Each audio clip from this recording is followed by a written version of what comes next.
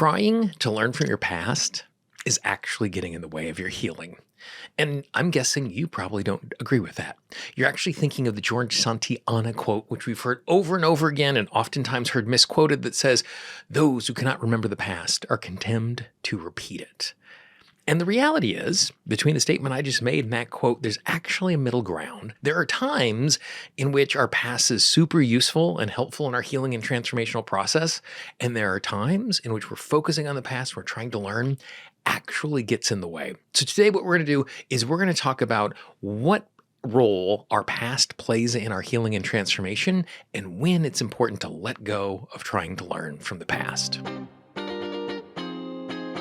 This is Monterastelli, and welcome to the Tapping Q&A podcast, recorded live today from Williamsburg in Brooklyn. This is episode 627, originally aired September 4th, 2024. Hi, everyone. I hope this finds you well wherever you are and whatever time of day you're getting a chance to join me. Thanks for spending a little time with me today. Now, the topic of today's podcast came about because a couple of weeks ago, I was reading something and I came across a quote that said, "The past teaches us how to live if we're living in the past." And that really got some things going inside of my head, because the reality is every single day I am looking backwards to the past when I'm doing my own work and when I'm working with my clients. So often when we are tapping, we are going to be using our past experiences, what has happened to us, because our beliefs about the world, our limiting beliefs, are informed by the past. But it's not 100% and it's not 100% useful. Now, quick side note, if you are new to tapping and you just heard me talk about this thing called tapping and you're wondering what that is, tapping is this absolutely amazing tool. It is something I use every single day in my own life. I use it in my personal work and I use it in my private practice with my clients. It is a transformational tool that will help you to unroot limiting beliefs that you've learned in the past that are getting in the way of your healing, of your transformation, of creating the life that you would like. If you'd like to learn more about tapping, all you need to do is go to learn2tap.com. That's learn2tap.com. Follow the little red arrow in the upper right-hand corner, and it will teach you everything you need to know so you can start tapping right away. Learning from the past is something that is basic in the human DNA. You know, the way that we have evolved as creatures is we are constantly learning from our environment. We're these cause and effects machines where we see something that happens and we learn from it. So sometimes this happens in implicit ways where it's happening in the background. We try something and it doesn't work, so we learn to try something new. We're learning from our past. Or we do something and it gives us something that is useful. It teaches us something. It gives us a reward. It gives us a response that is useful. So we do it again. And this happens all of the time, that we're constantly re-navigating and relearning how to work through the world based on our lived experience. We see what happens in the past. It causes us to act new ways in the future. And there are times where this happens in really explicit fashion. I, because of my super process nature, am constantly doing evaluation. I am looking back at the actions I took, the way those actions turned out. What was the best way to do this? What was the worst way to do this? How do we repeat the things that were useful? So as a human, as a person, and as a business owner, I'm always looking backwards to learn from those particular things. Many of the things I teach because I've gone back and I've really listened to hundreds of hours of old client sessions that I've done and have noticed the things that worked and what didn't, and repeat that over and over again. So if that is the case, why are we in the circumstance where I'm questioning the value of looking back to our past? Well, I think there are two ways in which looking backwards and trying to learn from the past can get in our way in the healing process. And the first is, sometimes there is not a useful lesson. Like there's nothing to be learned. That the reason we are the way that we are is because we are that way. And it wasn't because of a specific moment. It wasn't because of a specific choice. It wasn't because we got a specific piece of feedback. There's a lot of that in our past, but that doesn't create all of our beliefs about the world. First, there's this amazing body of research around the epigenetics of trauma. And we're seeing more and more that we can learn things about the world because it's something that happened to a previous generation and it's passed down to us in the DNA that is inside of us that's expressing what is going on. I could have a parent who, when they were 13 years old, almost drowned, and I can now have a fear of water. And no matter how much investigation I do into my past, I'm not going to find the story that's going to explain why that I am the way that I am. Or I could be in a circumstance where the belief I have about myself or the belief I have about the world isn't from a moment or isn't from a lived experience. It's something that is cultural. Now, you could be in a circumstance where you were a teenager and you had people and pointed and laughed at you because of the way that you looked. Or you could be in a circumstance where you live in the modern culture and we are bombarded by images all of the time of what is the appropriate way to look, what is the right way to look, what is the right body type, the right clothes, the right hairstyle. And so even though there's not in a moment, we're slowly being informed by our experience that lets us know or lets us believe who I am, the way I am, is not acceptable. And so, if we spend all of this time looking backwards, trying to understand initial sensitizing events that cause us to believe certain things that don't exist, we're going to get stuck. Because oftentimes, consciously or subconsciously, we refuse to heal until we understand why we are the way that we are. Let me say that again. Sometimes we refuse to heal until we can understand why we are the way we are. And that makes a lot of sense. Because again, if we're learning from the past, if I can learn from the past why I am the way that I am, then I can avoid that in the future. But if I'm in a circumstance where there isn't an initial sensitizing event, it was something that was passed to me epigenetically. If there isn't an initial sensitizing event because it's just this cultural belief that I've picked up, if I am fighting and trying so hard to look at my past to learn before I heal, I'm going to stay stuck because there's no lesson to learn. Now, the second way that the past and looking to the past can be unuseful in our transformation, again, goes back to that quote that I bumped into. The past teaches us how to live if we are living in the past. And again, we just talked about how useful it is for me to evaluate what has happened from what I'm doing.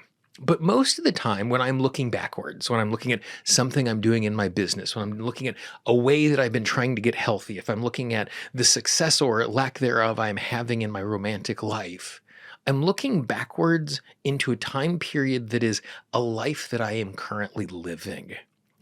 At 50, if I'm looking back to myself at 45, there might be some useful lessons there. I'm not going deep into the past. As I launch a new program and I look at what I did back in February, I'm not looking back into the deep past. But the past teaches us how to live if we are living in the past, speaks to times in our lives that are nothing like we are today. And so let me give you an example. Let's say we have someone who, as a 6-year-old, is living in a very chaotic household because of whatever is going on in the house, because of substance abuse or mental disorder or poverty or something where it's just really, really hard, where there's lots of things that are outside of their control. And there might be other children in the house. And so the 6-year-old learns that if I keep my head down and I'm not noticed by anybody else, it's going to be much safer because I'm not going to get the wrath of the other people around me. And the way I'm going to survive is small and quiet, getting absolutely no attention. So in that context, the strategy of playing small is the best, healthiest possible way to engage with what is going on.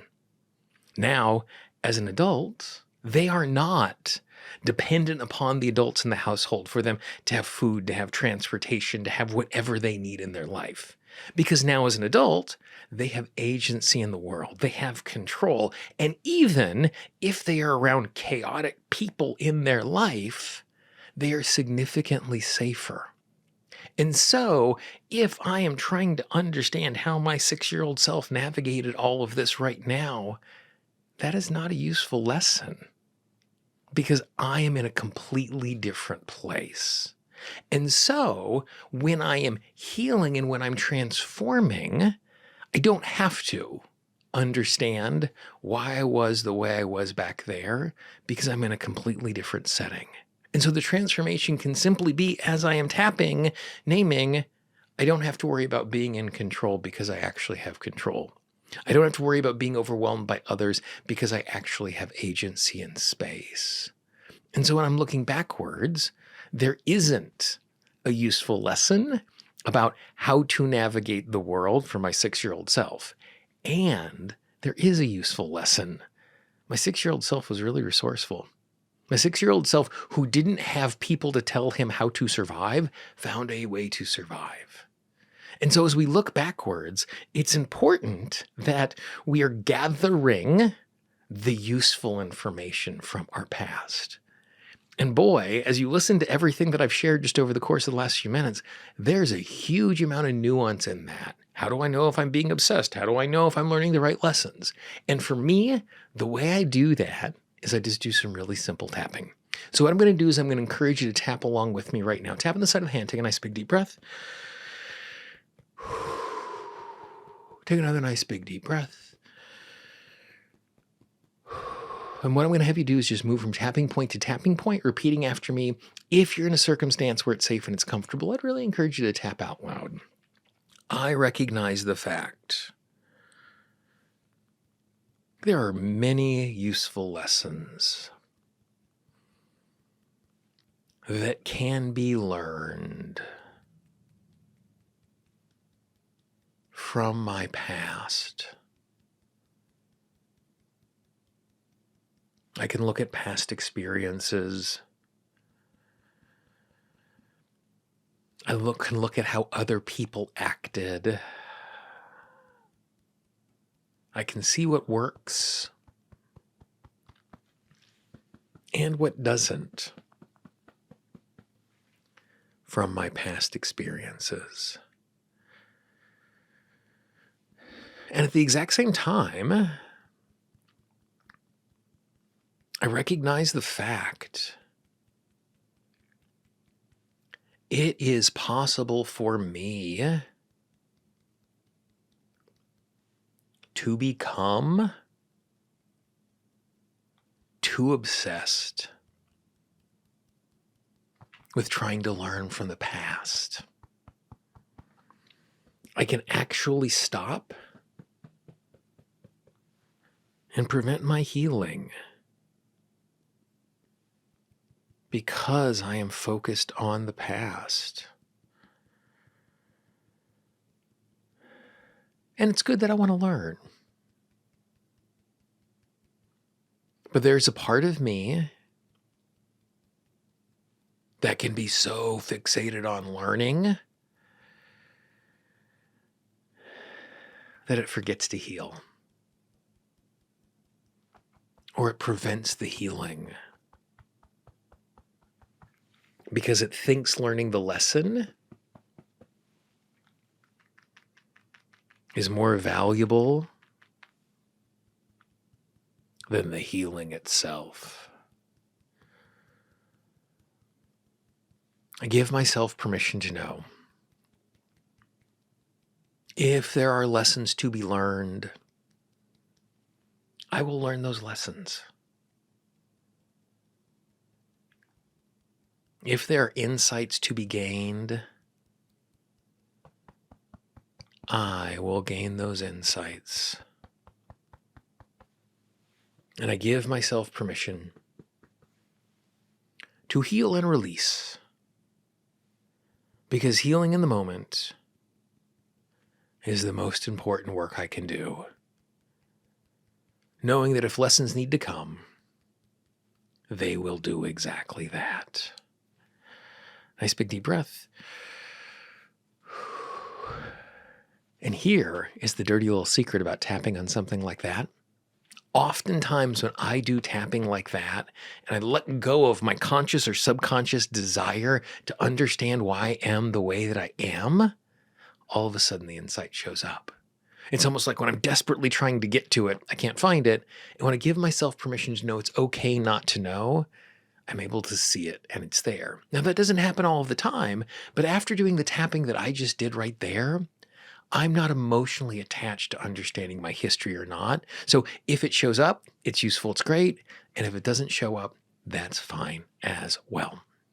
So that is a slightly nuanced reflection on looking to the past. It's not an all or nothing proposition. It's not we need to ignore the past and only focus on the moment. And it's not that there are only useful lessons in the past. It's a mixture of those two things. And when we recognize that, when we engage with that as we're doing healing and transformation with tapping or any other tool, it's going to make it easier for us to move forward as we engage with all of that.